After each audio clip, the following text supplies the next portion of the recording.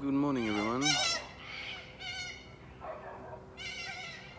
It's 8 o'clock. I've just opened up the shop, just waiting for all the members to come.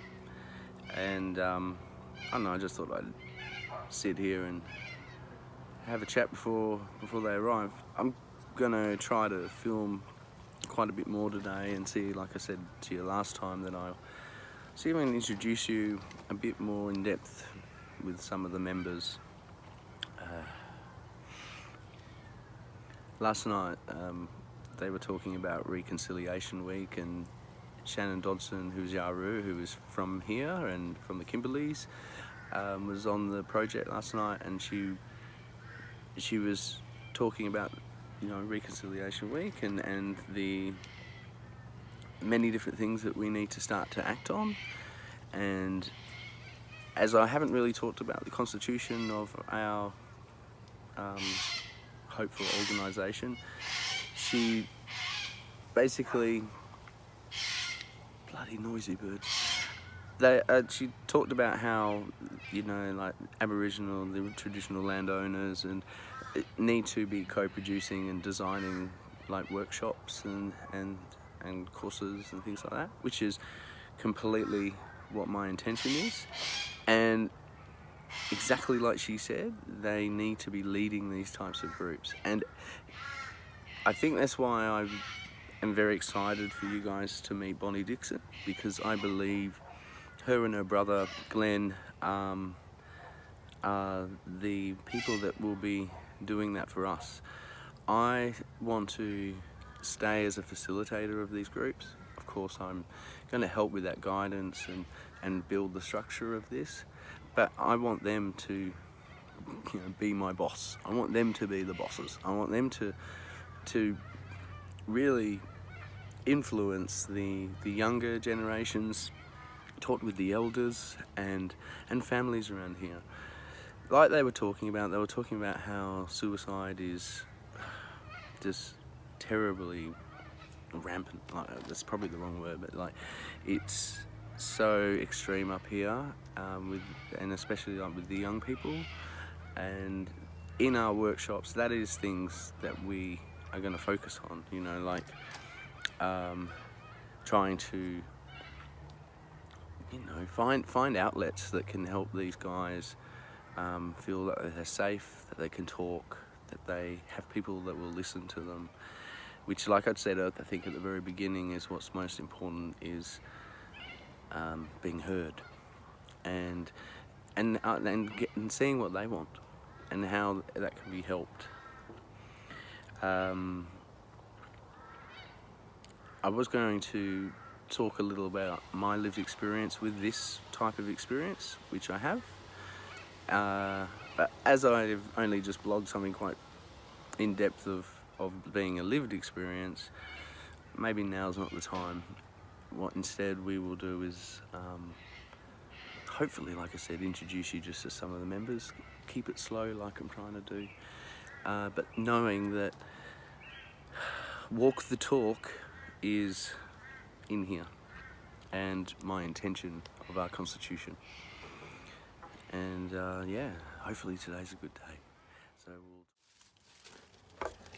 So yeah, I would just sort of think it's not even going, sort of thing. Yeah. So you know how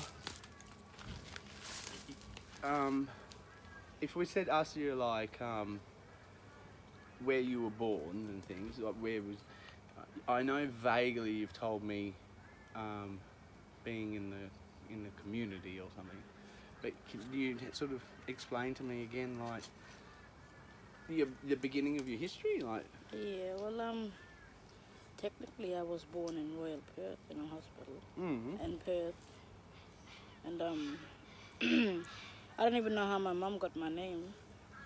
So she said apparently the morning she had me, it was around 4 o'clock in the morning, and the sun was just rising, and she told me that she got my name from the sunset that she's seen. I mean the sunrise she's seen. Oh really? Yeah, I don't even know how, but but it was like a spiritual thing that she heard. Yes, something like that. Yeah, cause And how do you say your name again? Zyhttelle. Zyhttelle. Yeah. But I call you Telly. Yeah, because that's just my nickname anyway. And it's sort of the end of your name, isn't it? Yeah. Sort of. I always spell it wrong. I forget there's so many T's and L's. It's only 2 T's and 2 L's. Oh, right, there's I'll never forget that now. No.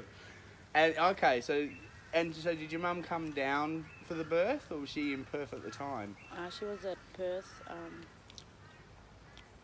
She had me at Perth in King Edward. But at the time when she had me, we had to stay there for, I think, probably a week or so, she said. And then we went down to Beagle Bay. Right. Yeah, so technically I grew up in Beagle Bay. Well, I'll just say half and half, because when I was 3, we moved back to Perth. We moved to Perth because something bad happened to me. So she didn't think it was safe for me anymore in the community growing up. So we ended up moving to Perth when I was 3. And at the time she met a white man, but he was pretty good, because he grew me up from when I was 3 till today. Oh wow. Yeah.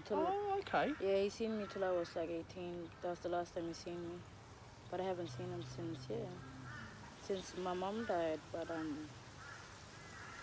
we moved up to Perth. So he stayed all the way with us, from when I was 3. And life was pretty hard in the city, because we didn't have much support or anything, besides from the organizations and stuff. So, But like you were saying to me earlier, your mum kept you very much in the knowledge of culture and laws and things, which is incredible. Yep, because most of the law and culture for us is it's a part of us, so it's passed on from generations, from our ancestors, and it keeps going to the next generation. So my mom told me to carry it, Carry it, hold it. So Beagle Bay is about, how far away north is it from here? It's just only a couple hours drive. A couple hours north, isn't it? Yeah. And the community there used to be really big, didn't it?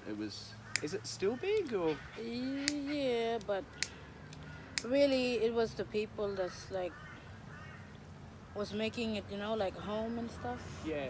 Today it's not really. It's not the same anymore, is it? No, it's really not. It changed. People changed, Yeah. Yeah, it's not the same anymore. Because before we used to have family everywhere, protecting us or minding us or watching us when we walk back home from the basketball court, late at night when the sun dropped. But my mom always used to tell me, go back before the sun drops. Before the sun hit the treetops, she told me, I want you back home. She used to tell me, because that's the rule we used to have. Yeah. Yeah, because well, when you're an Aboriginal, a lot of scary stuff happened to you, eh? Yeah.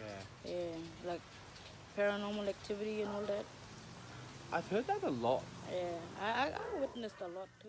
He tweeted he is committed to working and walking together with our elders, families and communities. Today is the first day of Reconciliation Week. This year's theme is Grounded in Truth, Walk Together with Courage. It comes with the PM's announcement Mr Wyatt will be supported by a new national Indigenous agency. I think it's a really exciting time for this to happen. Having a person who actually has lived the experience of being Aboriginal will bring so much more informed decision making to the position than there's ever been before. Right now, the Indigenous community is experiencing heartbreaking levels of suicide, with at least 62 lives lost this year, 15 of them children. Coupled with continuing high incarceration rates, low levels of employment and education, the nation needs action on reconciliation now more than ever. This is not going to be fixed overnight. It has to be a well thought through, well structured, long-term agenda about how Aboriginal people live their lives from birth to death and everything in between. Well, Shannan Dodson is a Yawuru woman and National NAIDOC committee member, and she joins us now. Shannan, does the appointment of Ken Wyatt excite you? I think that it's definitely an exciting appointment, particularly that it's 2019 and we now have our first Indigenous person as Minister for Indigenous Affairs. So obviously disappointing that it's taken that long, but it's really exciting to see that we will have someone who has lived in our shoes and understands what it means to be an Aboriginal person and the issues that are facing us today. It also will be a lot of pressure for Ken. As an Indigenous person, it's not just a job. This is about his being, it's about his family, his community. There will be definitely high expectations of what he can deliver. So I've heard a bit from the Prime Minister about this issue and making some noises I think are positive to do with committing to an outcome towards constitutional recognition for Indigenous people and also announcing an Indigenous agency. What have you made of those announcements? I find it positive that he's talking about Indigenous issues already. I mean, it's very early days. The national agency, there's no sort of detail around what that would look like. But I think the fact that he has also shown support to at least go forward with these conversations around constitutional reform is good. But we're always apprehensive about talk. We're at the moment looking for a government to actually stick their neck out and make some risky decisions. Shannan, it's all good and well to have these discussions about constitutional recognition, but the urgent conversation surely has got to be about the increased rates of youth suicide in Indigenous communities, domestic violence. That's the discussion that people really want to have, isn't it? Definitely, and I think that we can have all of these conversations concurrently. I think that we're mature enough to have nuanced discussions around all of these issues, and they're issues that have been talked about for decades and since colonisation. So when it comes to youth suicide, my family is from the Kimberleys in Western Australia, and we have the highest rate of suicide in Australia, and if we were a country, we'd actually have the highest rate in the world. And so there is definitely an urgent need to focus on suicide rates for Indigenous people. What we're going to see with this new government is if we want any programs or services to work, they need to be co-designed with Indigenous people. Hopefully moving forward, we will see that Indigenous people will be the ones that are leading these services and programs. So stop the talking and get something done. Yes, I think that we're all waiting to stop the talking and start doing the walking. And there are Indigenous people across our communities that are devoting their entire lives to actually walking the talk. And now it's time for government to